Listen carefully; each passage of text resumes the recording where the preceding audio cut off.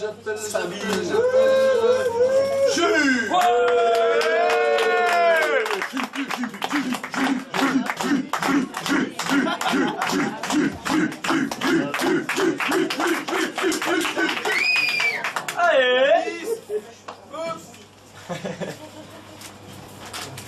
Nouveau délire, exactement un quart d'heure pour écrire, un quart d'heure pour chercher, trouver, créer.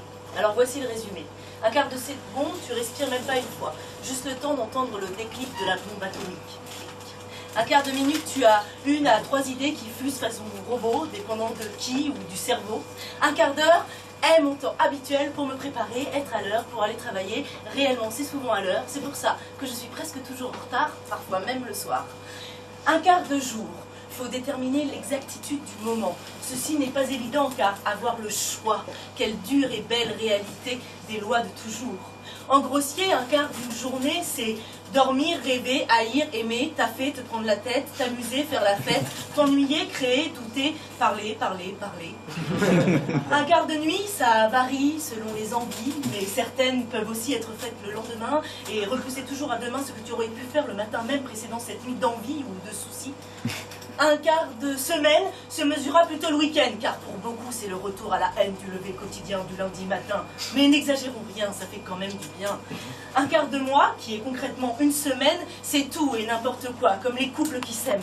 Les moments paisibles de la plage à vagues, aux agitations extrêmes de la ville urbaine, sur une vue des nuits des toits parisiennes, ayant comme seul décor une multitude de tags. Un quart d'année. Alors là, encore plus compliqué. En été, rien à signaler. En hiver, restez sous terre, bien caché dans votre tanière. Parfois, tout s'emballe en tournoyant. Été, automne, hiver, tout te semble néant. Surtout si tu as reçu, comme moi, la foudre au cœur, te brûlant, du soleil te brûlant pendant des heures de ces rayons éclats de son joyeux malheur, te laissant en apesanteur dans une lutte, t'aspirant dans une chute, dans les méandres du temps.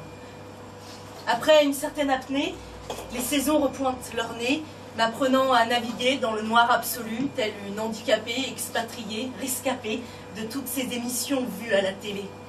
Un quart de vie. Waouh, le sujet lourd, rempli de nostalgie. Le temps a passé, le sablier s'est écoulé, alors si vous voulez entendre la suite de ce qui m'est arrivé dans ce quart de vie à moitié en fuite de ce slam inachevé, même si vous êtes peut-être en plein comatage de digestion de cuite, à vous, messieurs, mesdames les jurés, de cogiter et de voter. Vendu